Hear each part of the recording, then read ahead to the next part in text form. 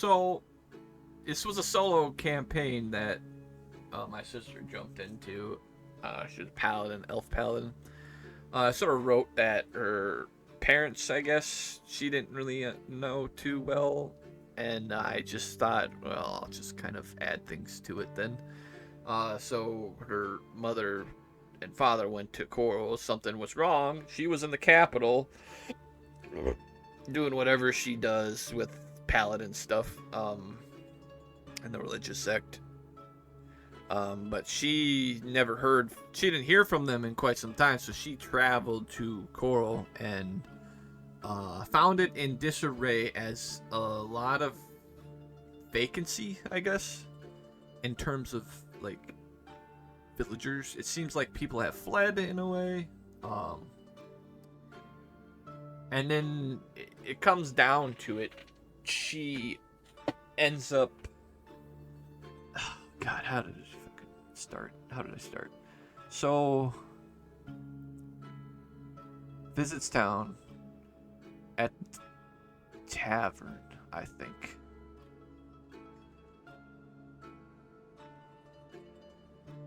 Yes. Okay, so starts into the tavern.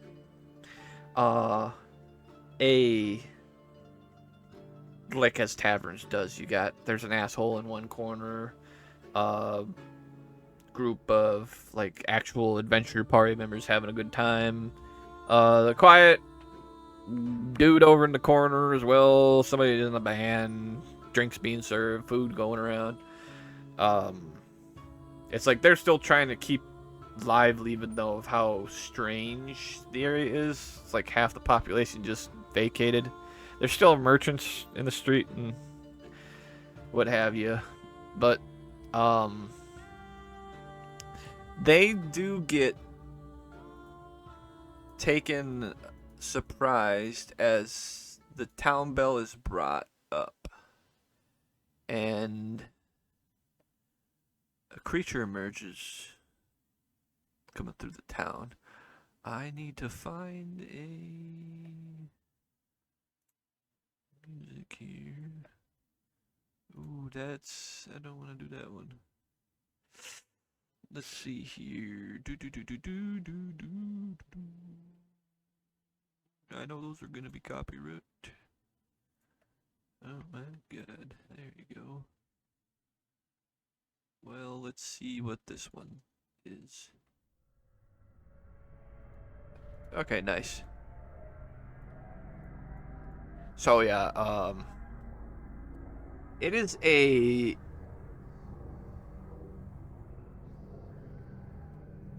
a dark horse with glowing sort of teal eyes and some like armor on it, but it's kind of decrepit in a way. And riding atop it, headless figure with a teal flame coming out or some blue. I think it was blue. I think I did blue. It wasn't teal, it was blue, and the horse was red eyes. Yeah. And so that rider just slowly trotting through town, up to the main square, and people are like getting ready to fight this thing because I mean they are scared shitless of it. So eager, like, I want to say militia guy jumps forward to try to like stab it, because I mean this thing is like not right. It is evil. Like you can feel it. Everybody knows that this thing's got to go. That, I mean, it has no head. Like, they're freaked out. So, like, this freaked out militiaman jumps in, and within getting, like, I think it was a foot? Maybe 5 feet? He fucking drops dead. Like, doesn't even make contact. Just drops dead as soon as he hits a radius. It freaks the fuck out of the whole town, dude. They fucking scattered. They're like, oh, shit. And so only the brave, like, adventurer crew, like pretty much the people that you kind of pinpointed out in the tavern, were there, like ready, and maybe some brave soldiers that were guards. Um, and I'm telling you, like, 1 drop dead, 2 drop dead, 3 drop dead, and God,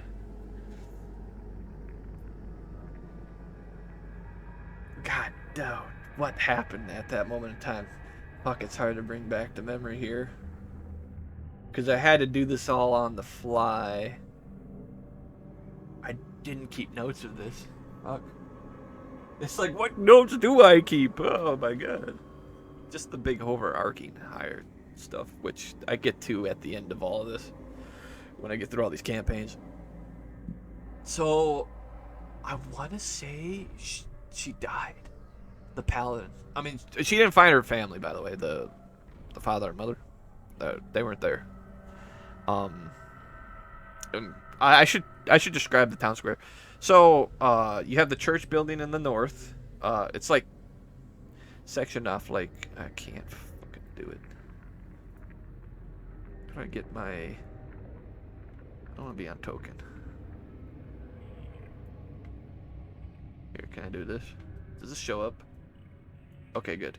So imagine Coral right here. So this is like the town square in a way, right?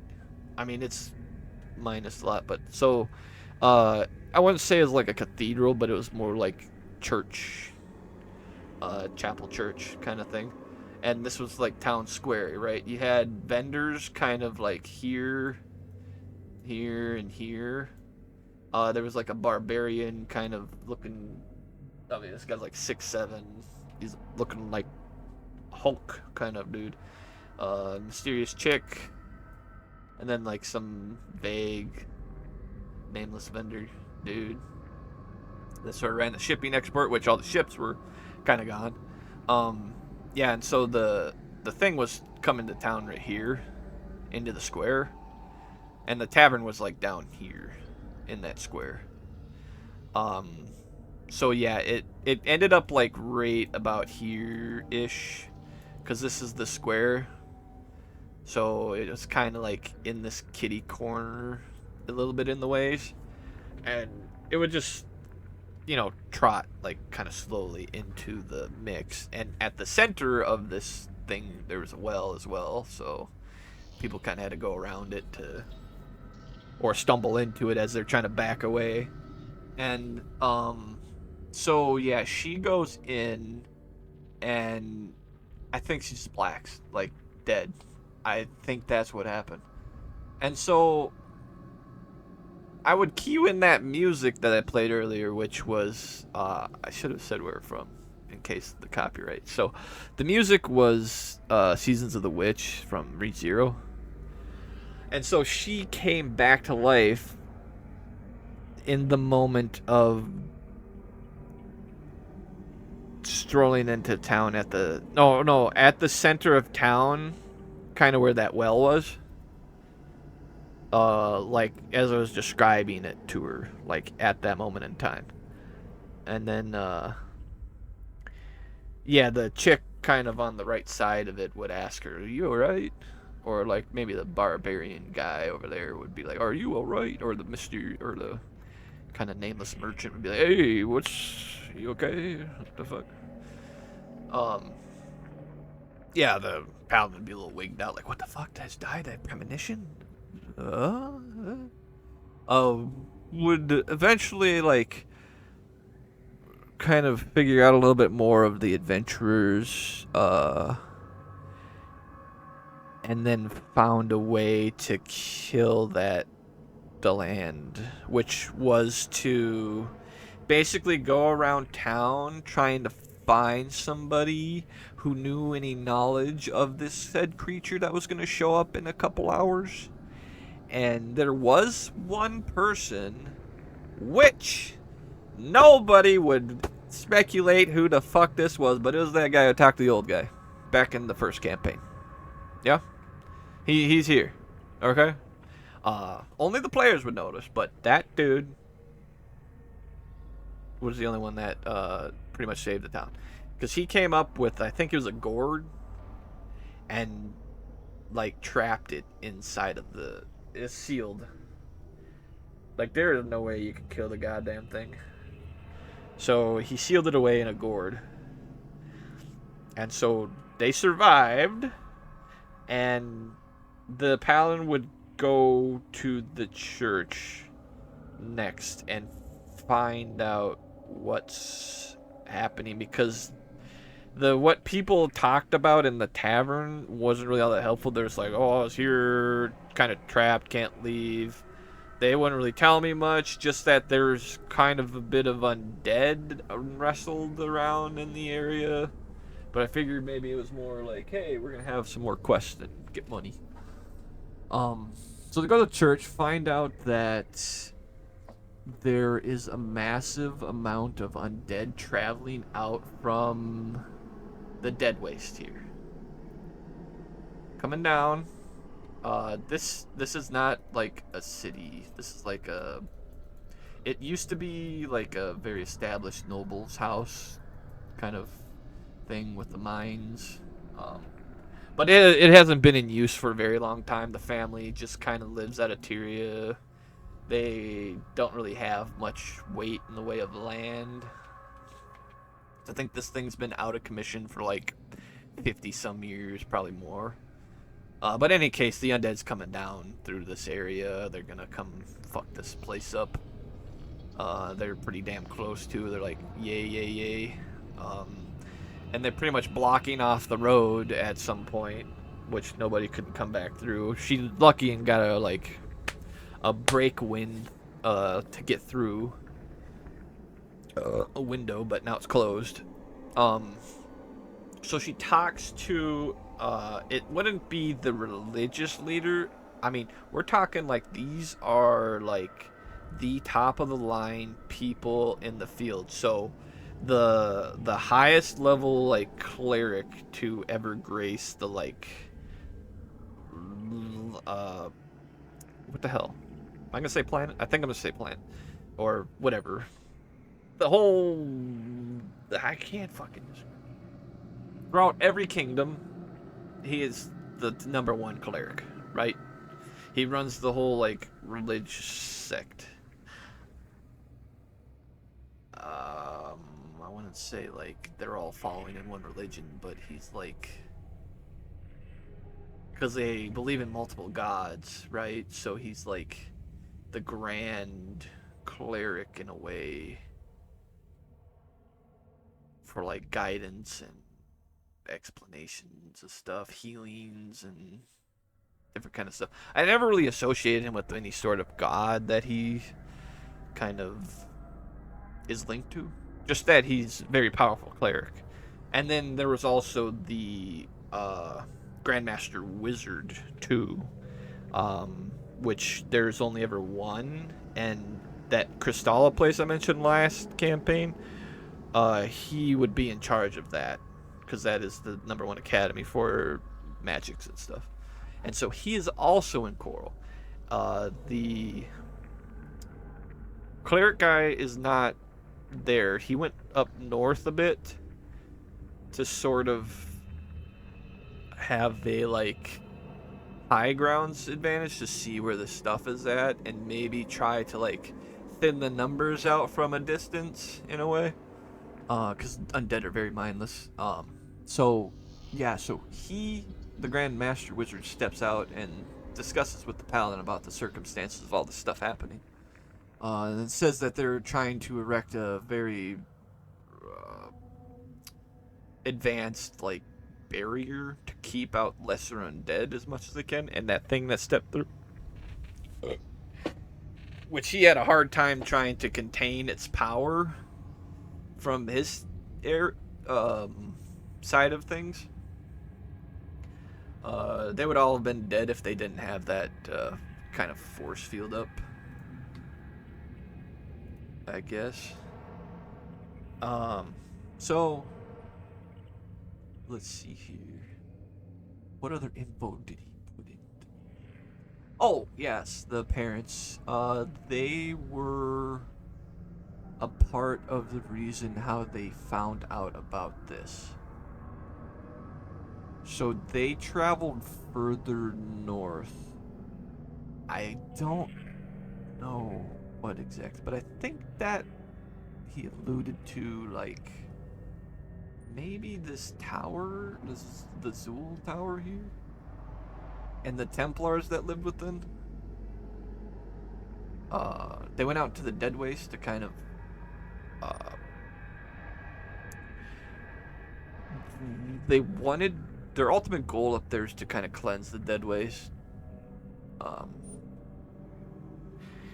but it seems like an impossible task because there's just more and more undead, and they just can't find where the source of that shit comes from. But they found out about that, and so that's kind of where they are at right now, sort of in a last stand situation. And the paladin didn't really question any further, just due to the fact that she was trying to leave, I think. So, yeah, I will describe the reasons why they're making a last stand there is because of an ancient kind of symbology with the place, and also the fact that one of the ancient relics from way, way back when, um, part of the reason why the world was saved, it's a staff that's there. It's mounted into, it's kind of like a sword and a stone in a way, but it's like mounted as like a statue kind of thing in the church. I mean, they built the church around the shrine that used to be there. Um, but yeah, that is kind of the reasons why. But everybody who's like doing this is more or less doing it for an idealistic kind of way. Like, this is like, this thing falls to the undead, their power will become so immense, kind of scare, because they would unconsecrate this grounds, and then they would cut off like a big section of how they would be able to access this other area up here. I renamed this. And so then all of this would fall because the undead would be on ships and ghost ships and shit, and there'd just be nothing left of that. So then the undead would just control all of this, and then it's like they would lose the technologies the dwarves had, and God, it would just be a nightmare.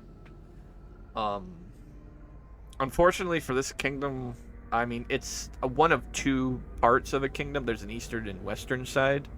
I'd called it Serenium for some reason, but it's the eastern part of the what I call Aurelian. And so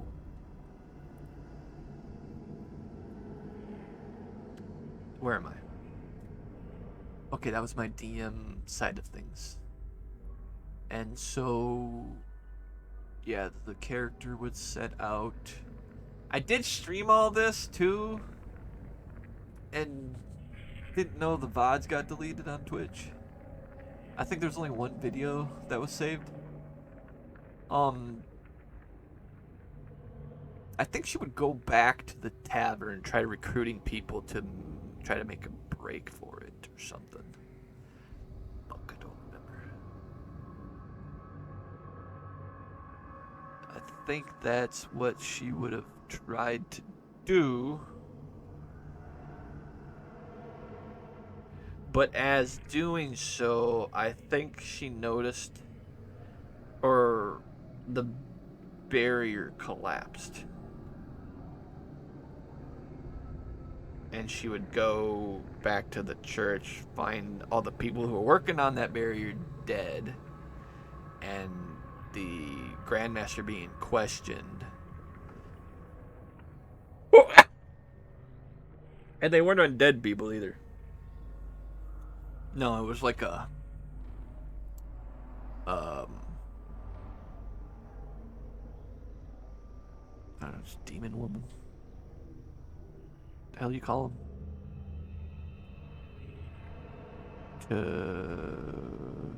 Actually, no. It's a T name.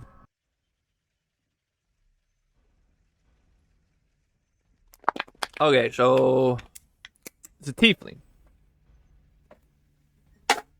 A light colored tiefling woman. Then there was like this pale looking old guy. I think there was like a guy hooded with a like leper mask, and I think that's it. I don't think there was any more. I think it's just those three. She came up on that the Grandmaster being interrogated or something, beaten up, and she barges in. She fails on her like perception check, and then the dude ends up with a freaking surprise stab on her, and like, dude does so much damage. And it was the leper mask guy. He got behind her with a spell, and yeah, she kind of died instantly, and then had to restart. Deal with the things in the sort of circumstantial kind of stuff, and then pushed out the ways to kind of go get the priest guy back before things went the way it was. And so he'd come back, they would fend off the surprise attack. And with their combined forces,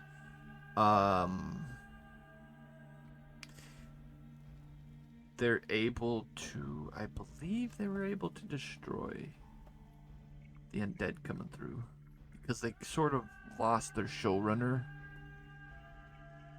And those people that came in and destroyed that barrier were not a part of it. Player never investigated. But that's kind of what it was. And then so, they dispatched the horde or legion of undead. I mean, with a high level cleric with destroy undead, it's like... And then you have other clerics too, so, you know, destroying undead's kind of just a joke. And then a high level wizard too. Casting some massive fucking spells, bro. Yeah, so they go west. I think the main people kind of stay. Actually, all of them do. I think the paladin was the only one that left. The paladin was the only one that left that town. And circumstantial stuff found out how less troops in Tyria there really was.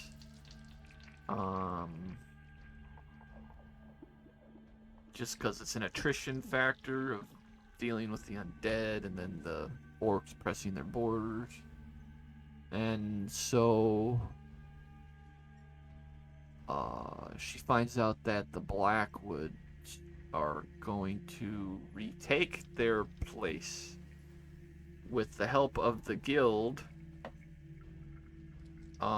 which has very high level, I mean, you call them adventurers, mercenaries. Hey, it's just a hodgepodge weirdo groups. Some are like a really high level and some are low level. It's like there's no real balance when it comes to the groups and the guilds.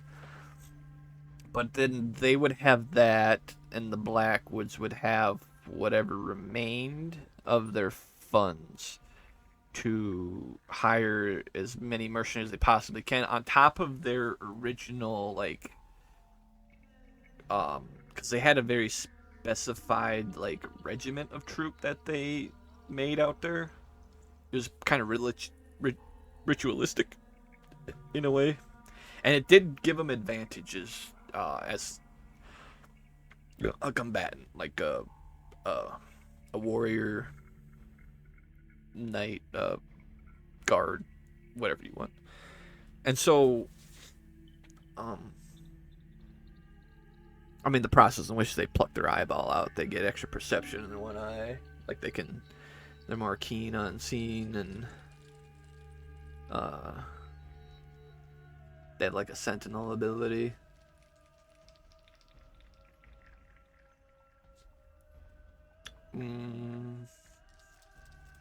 Yeah. I want to say there's more to them, but I can't recall. Maybe I still have a character sheet.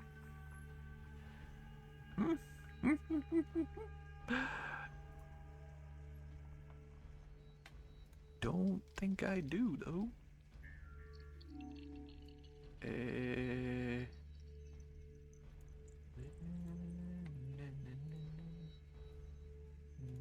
Okay, here we go.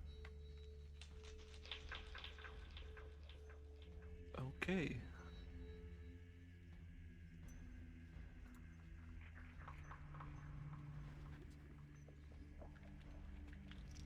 Anyway, I don't have the information. Because this campaign has changed a couple times. Because forwarding progression. And I don't want to make like 20 separate campaigns when I have the original stuff right here.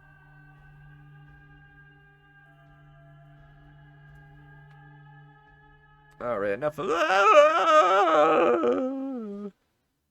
So, the plot thickens a little here as they are going to do a big battle. And boy, this battle, I don't even know if it even was. Maybe it is on my channel. But they go through the slog. I mean, we did rolls of how many there was. Death rolls and yada yada.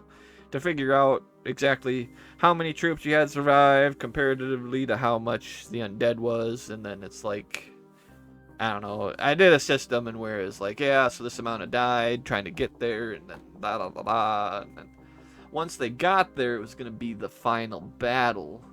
And so they stuck in there, cleared out the fort, manned the walls, and funneled the undead in to, like, pick them off as they were narrowly kind of get in. And they would just hold the walls. Which, I mean, they were kind of outnumbered 1-5. But, so holding the wall, like the walls themselves, was quite the challenge. And that's kind of where most of the guards kind of resided. And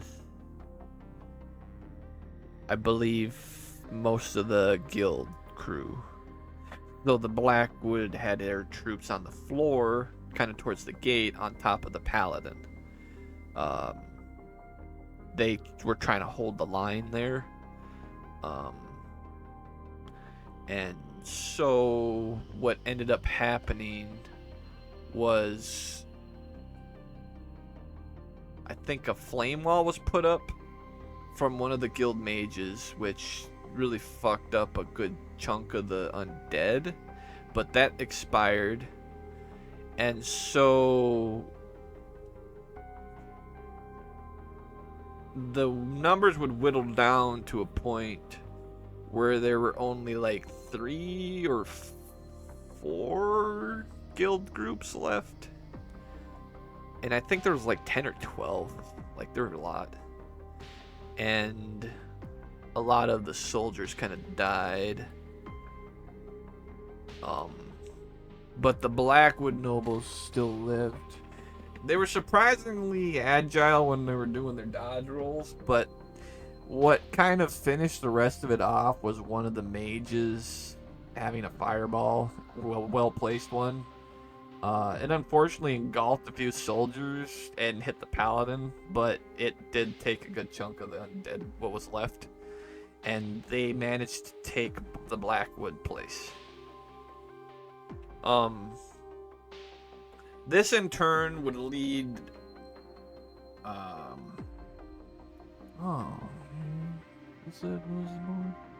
so it would lead this paladin to go travel up to that Zool place. Because that's kind of like the last sort of people who would know where her parents would be. So Yeah, she'd go up there, figure, talk with them, find that this place is actually on fire and within and under siege. Do I even have any music for this kind of creature? I don't think I have one.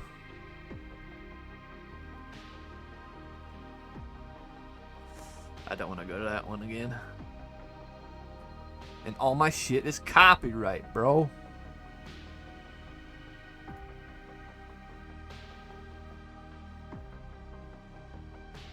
Whatever, just do battle.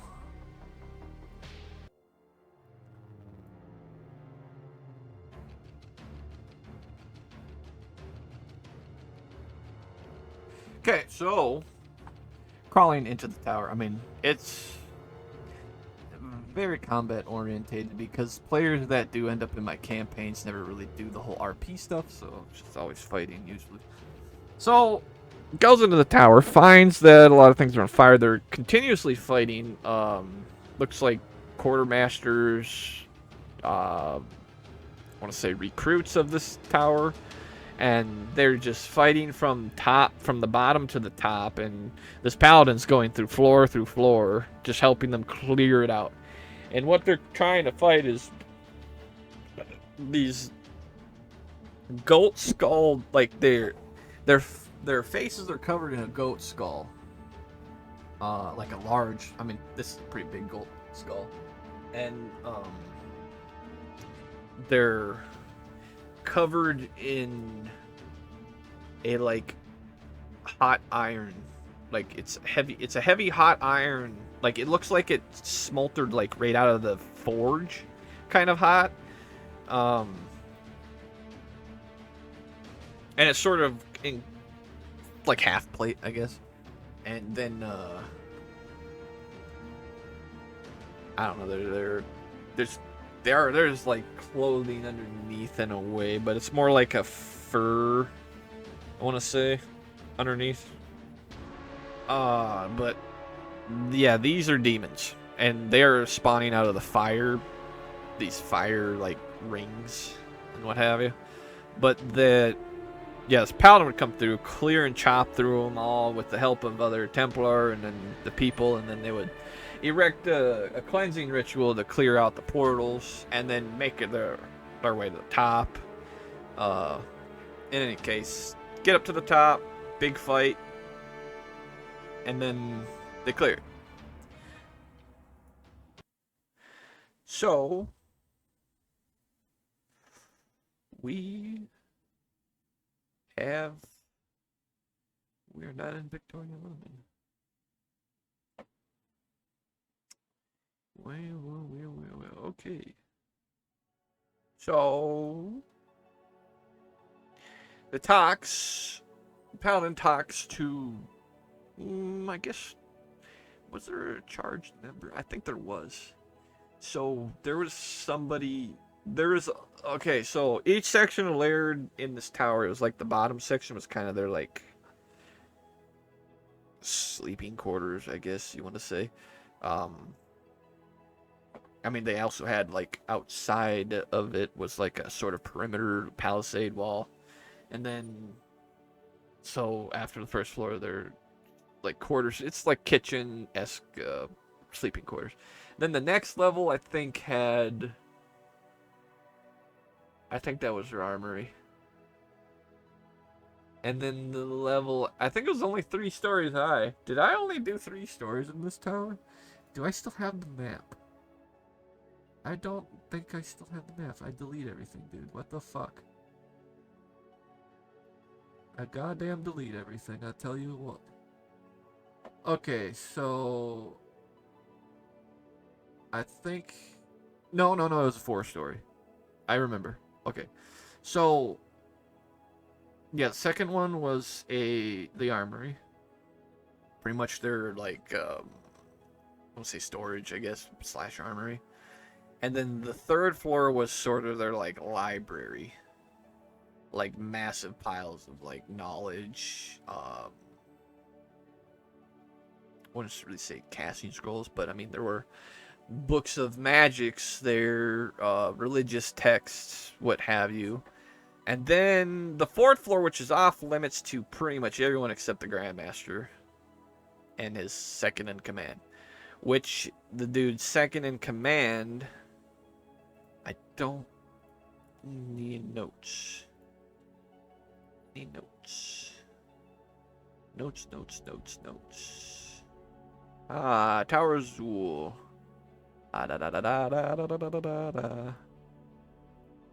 I called their clerics prelates. Okay, it was Nathaniel. Okay, so there was a second in command. So, yeah. He was at the charge. He has to protect the fourth floor at all costs.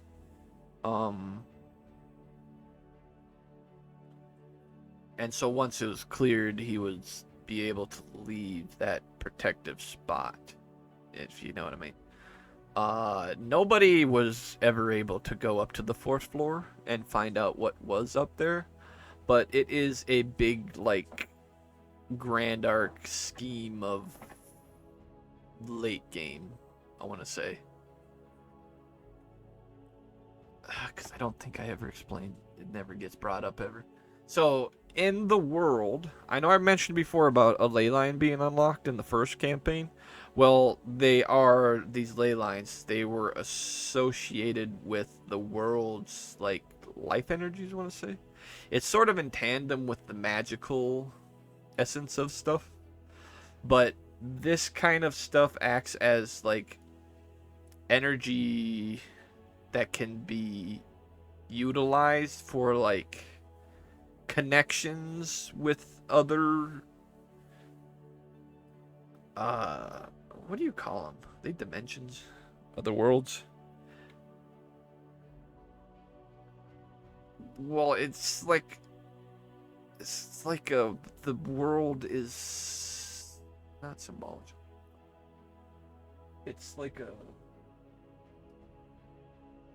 God damn, what's the word? Synergy? Synergy, I think.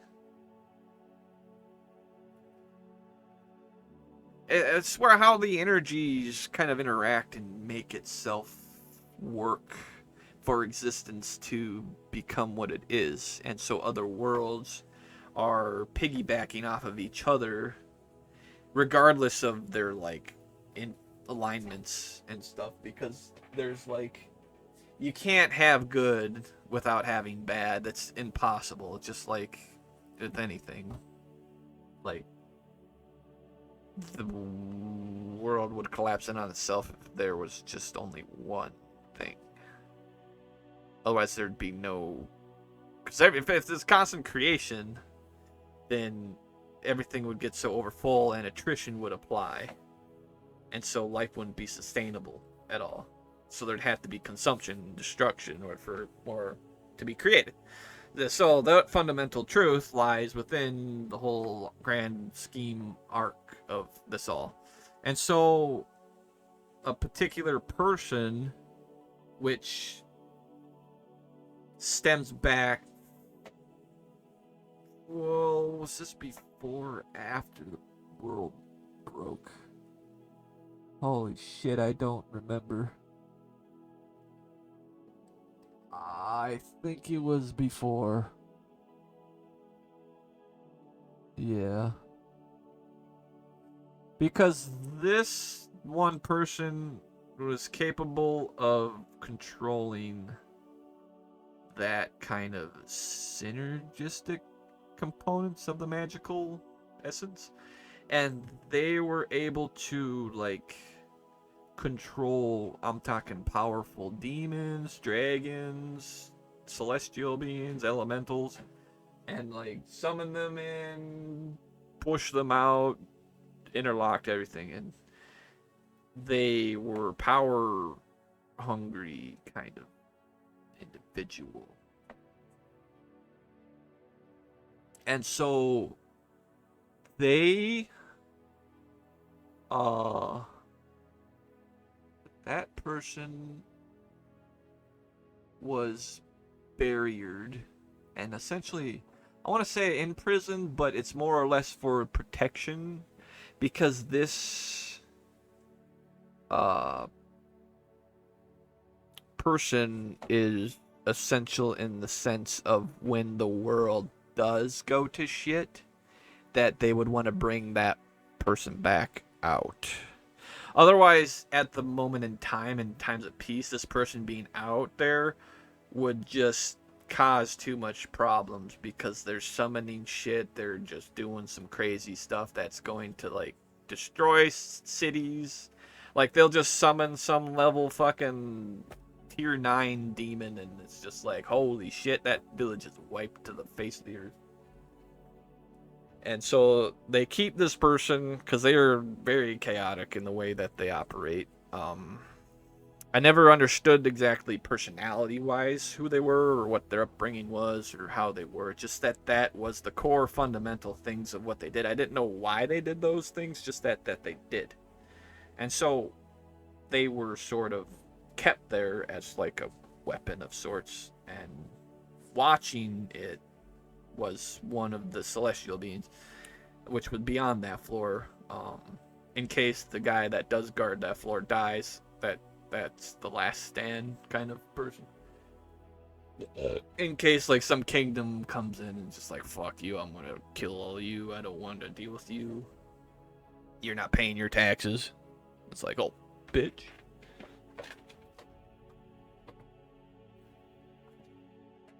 I don't even know what level that celestial being was. I think I have a character sheet. Should be with this fucking tower. Yes. So, well, it didn't have a whole lot of HP, 77 HP. 19 AC, speed of 40. Oh, resistant to everything, has regeneration. Immune to all spells level 1 or lower. Nice. Oh my god.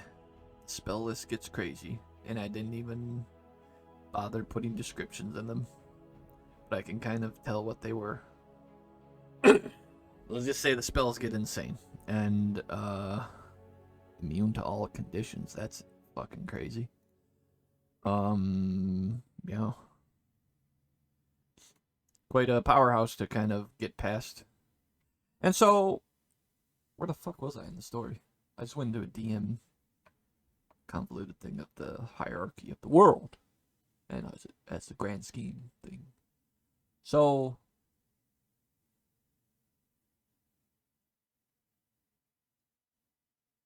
oh, I forgot to fucking mention this. No, this happened after. So, find out that they launched another escapade out there in the wastes.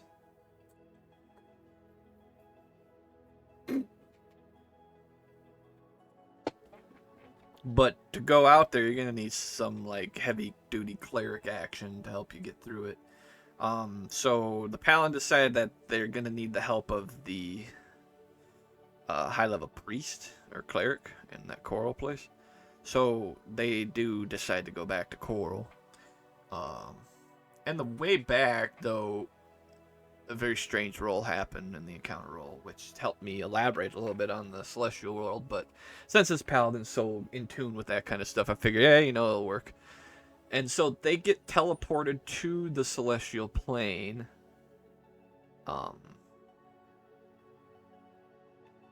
This is kind of where light elementals mingle and other worldly kind of good-natured things would reside.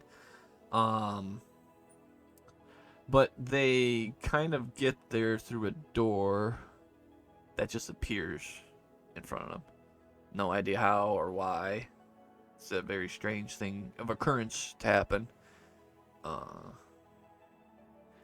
But it like linked them up to a... Oh, fuck, do I don't think I could play the music. No, it's copyright. Fuck, it would have been perfect for this. Maybe get something close to it. I don't think I can, man. This was a pretty stellar thing. I can't use it. I guess this one's the best I can do. So, yeah, so appears before this, I want to say it's an obelisk. It's a black obelisk stretching from base to top. Good 100 fucking feet going up or something. It's massive. I mean, and on is just inscriptions, shit that you can't even read. It's like sort of doing this, not hieroglyphic. What the fuck is it called? Not translucent. It's the thing on the card where you get super rare holographic. It's kind of holographic, like you move and it's just like sort of does that wobbly thing.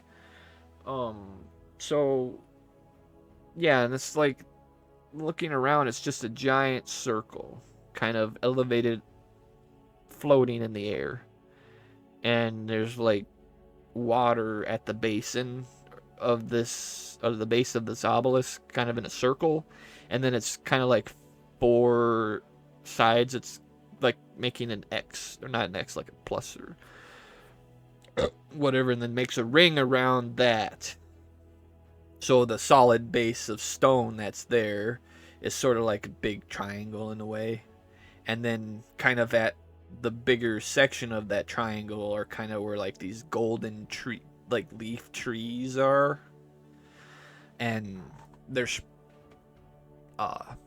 so the paladin does touch the obelisk, and I mean it reveals that, I mean it's like a real shock that happens through their system, and it's just like a feeling kind of washes over them, and then all of a sudden it like electricity kind of shoots out the finger hand area, and it's just like whoa. And then like it's as if like their hand sort of grasps whatever this language is, and it like pulls like the letters out from it and then puts it in front of the paladin, and then it reveals like it like translated it into their mind, that like their family, like lineage and whatever, and like ciphering through the names and stuff, it says this person dead, where do they reside, dead, alive, where do they reside.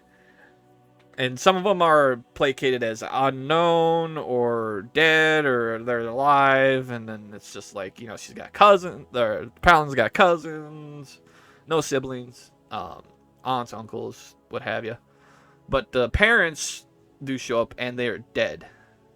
But their place in the afterlife is stated as unknown. So their souls didn't go through the process, is what I was getting at. But again, players don't investigate. So they get interrupted because one of the celestial beings come down, discover the disturbance. Luckily for them, I rolled that it was one of the good ones that wasn't gonna smite the shit out of an intruder, and found a strange mystery behind this one, just from a touch, and finds the family lineage, and actually that this one's father was part celestial. Actually, no, he was celestial. He was full celestial, I think.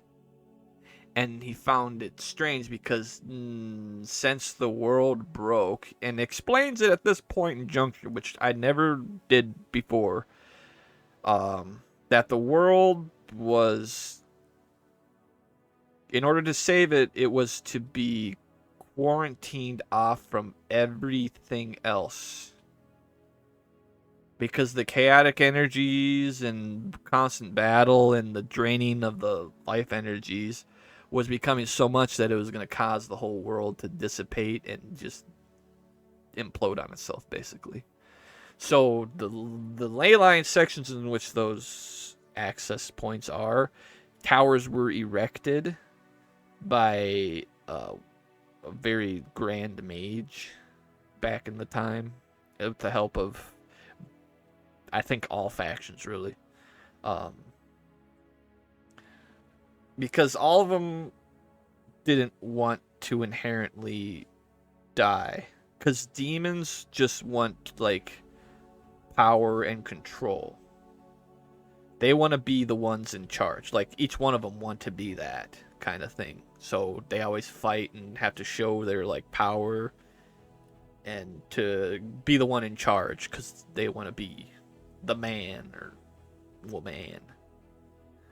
And, you know, same with dragons got their ordeal, and then the Celestials, and then whatever have you, Fae, blah, blah, blah. The only ones that just wanted pure and utter annihilation was that Abyss one that I was trying to get at, and they had to do this to stop that entity. I didn't really know what exactly. I don't know how to describe it. Just Abyss. That's all I got. But that shit had to get put, like, locked away. Like, it can't enter as well as them. So it pushes everything out. Because this place is the interconnected thing for everything to kind of enter into. But there are remnants of it there.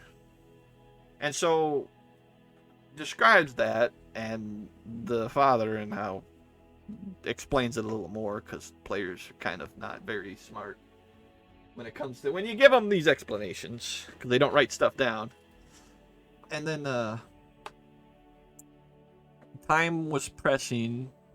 The Celestial Being had to push the Paladin away because others were showing up. Essentially, it was just a makeshift way of just being like, I'm teleporting you back kind of the way you came, because there's a link that brought that person there, so we just kind of sent them back through that way they came through. However they did, I myself don't know how.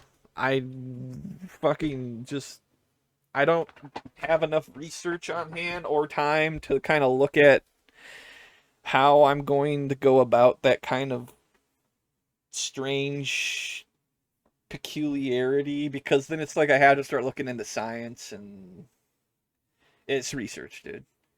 So push back the way that paladin came, comes back out basically where that door appeared. And so they continue traveling to that coral place. Maybe we do that one. I think I played this one before.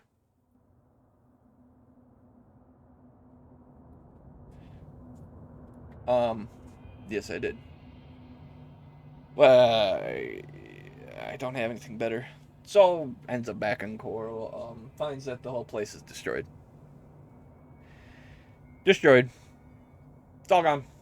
I mean, it's not completely leveled like a nuclear bomb, but dead. You know. It's like, how the fuck did this happen when they cleared the undead? And it's just like, I don't understand. So goes to the chapel, and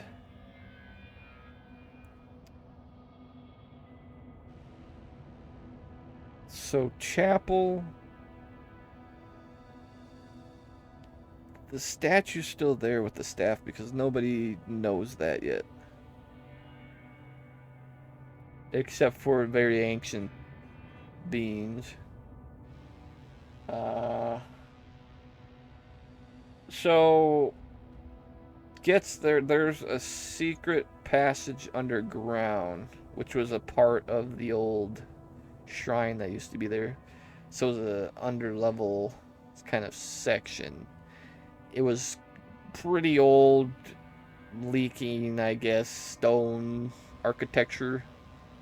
Um, whatever kind of was there, it sort of seemed like a holding cell in a way. And um, there's kind of old abandoned boxes of stuff, of old tattered clothes and stuff in this area. Nothing to really kind of tell you what used to be there, just that it was old. And it was before anything that was currently built there. So, travels through this underground area, not encountering anything, gets to a particular section that opens up, and it's a torture chamber. And finds the Grandmaster guy sort of battered and bruised and broken up. He's like, what do you call it? It's like on the knees, but the arms are stretched up above his head, and like the chains kind of holding him like that, so he can't ever like properly sit or lay down at all. Now, I mean, he's just bloody, scratched, like cuts and bruises all over. Kind of incoherent in a way, mumbling to himself. I mean, the paladin kind of leaves the pain in the way with their magics, but the fundamental damage is still there, and he's kind of shocked at her being there. And God, what the hell did he say? Holy shit, this is so long ago. Oh man, this feels like 10 years ago that I had to do this campaign, man. How the hell am I remembering this much? Oh shit, what did he say?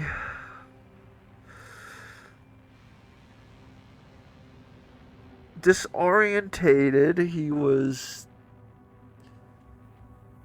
having a hard time mumbling the words out, but the paladin manages to pick up that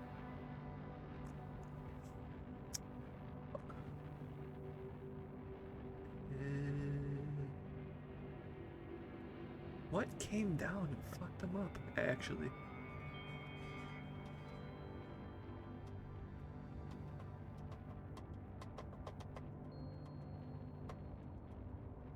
Cursed.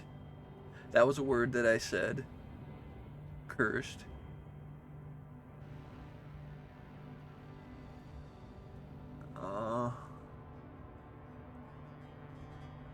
Possession. Possession Grandmaster. He's Grandmaster. What the fuck was the Archbishop? Possession Archbishop. So, who she was seeking out was possessed. Then there's one more thing. I know there's one more thing. It was a sense that the Archbishop did this, but the idea of what was the issue, I can't quite fucking know. Holy shit, I need like a moment to like look this. Okay. Is the note that he wrote.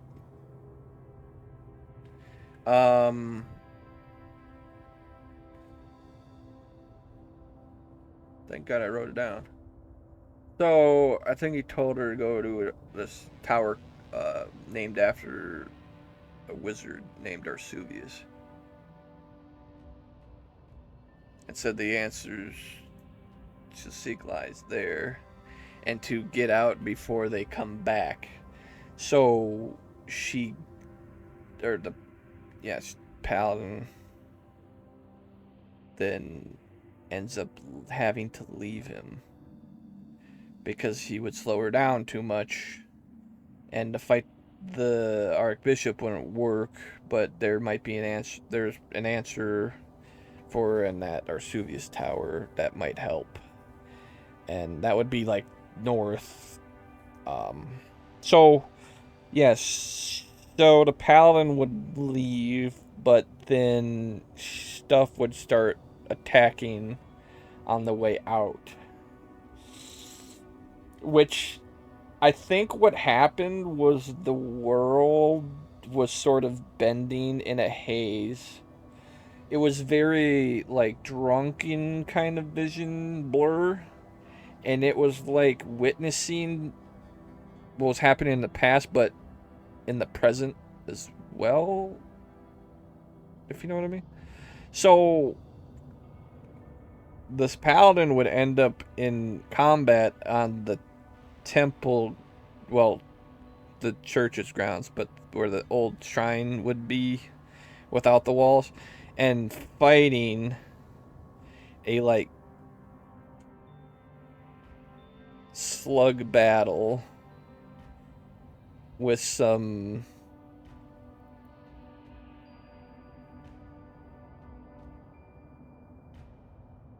oh no, I think it was happening underground.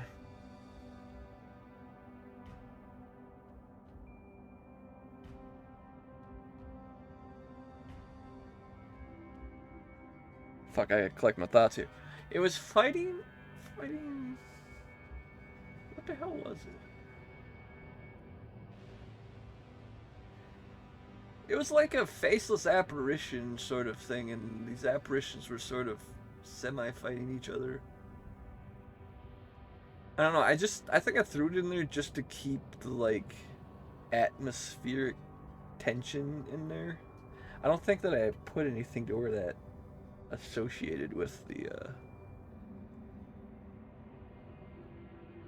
I mean, maybe I was gonna do something with it later on, but no, I didn't. And so, I mean, dealt with that, then came back up out. Um, the paladin would go to a shrine on the upper area.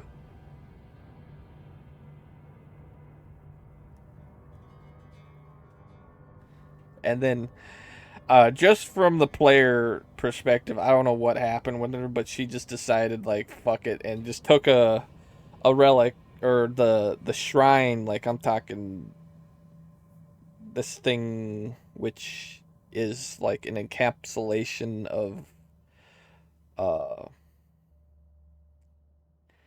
want to say fuck, how do you describe it?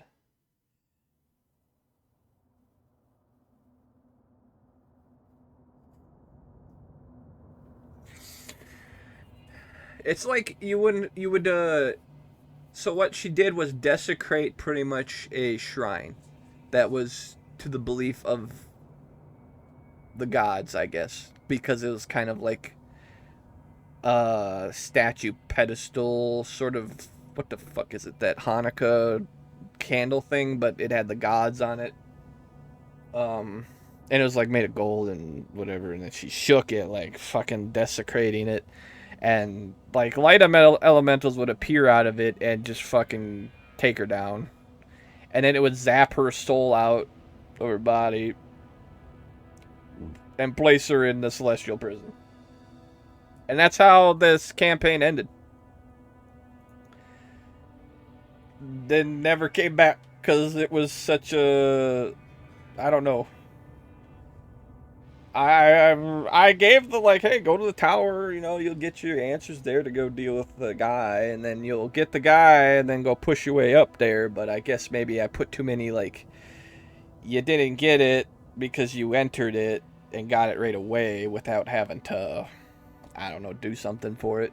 I can kind of see how developers and playing their or making their games kind of feel when I'm DMing, because it's like, dude, it's not fun, I guess, when you're going through like, hey, I get to this area, then suddenly I don't get what I was looking for. I have to do something in order to actually get what I was looking for. So then it's just I'm doing a side quest to get what I want. So it's like, I think of this in the fact of like, hey, I wanted to come to this town, get the dude, and just go up. I don't know, maybe sometimes stuff drags on too much and you just kind of want to have to finish the story.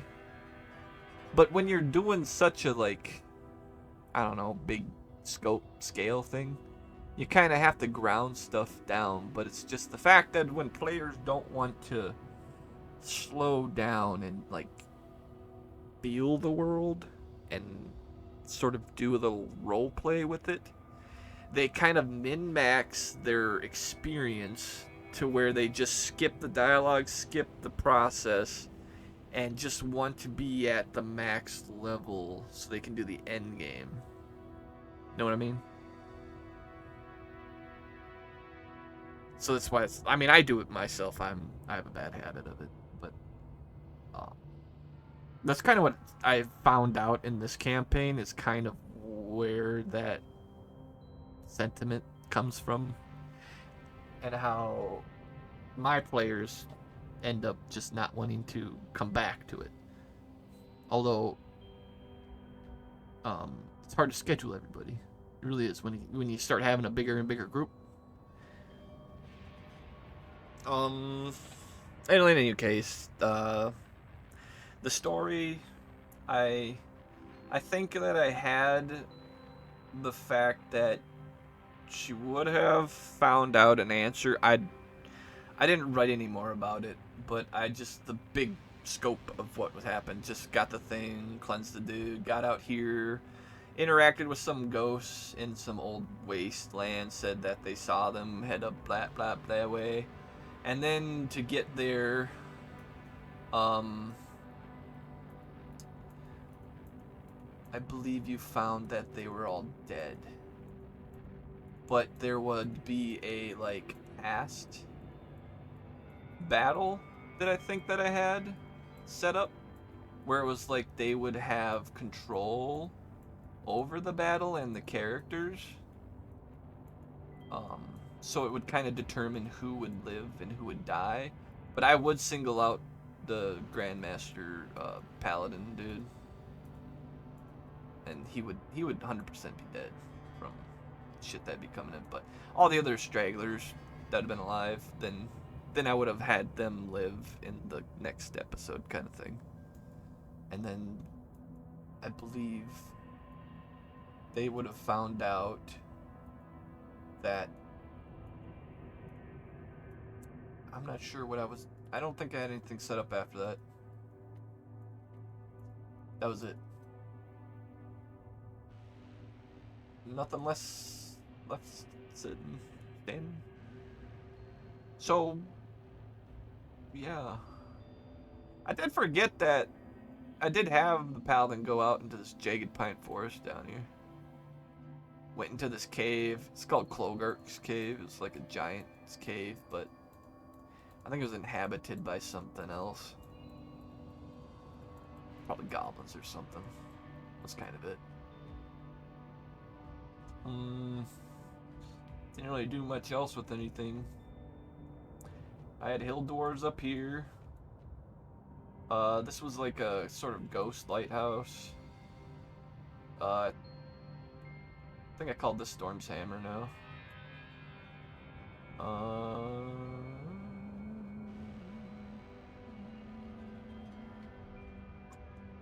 Orcs down here.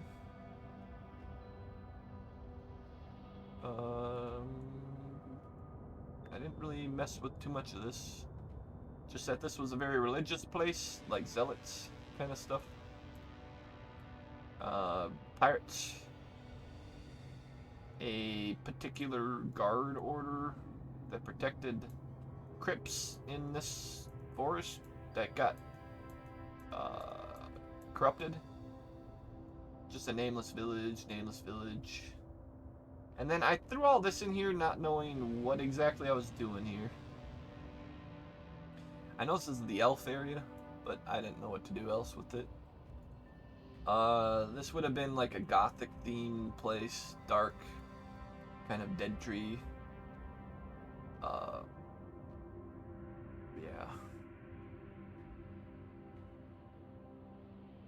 And then I come back to revisit it after this point. Oh, I think there was a gold dragon up here. But never got to do anything with that. Oops. But yeah, that would be it for this version of the campaign. I'm surprised how long that went for. Damn. Yeah. I mean, it was a pretty long campaign. I think we had a good, like, 10 to 12 sessions compared to the other ones, which were, like, 4 to like 6. Hell, I think the last one we didn't even have 4. I think we had like 2, 3.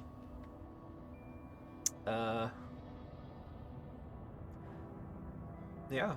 So, thank you. I guess I hope you enjoyed it as much as I did. I really would like to have a little more information put out there in case, like, again, if Roll20 decides to scrub all their stuff, shut down, and all my information's lost, that I have this out there, so I, for my own recollection,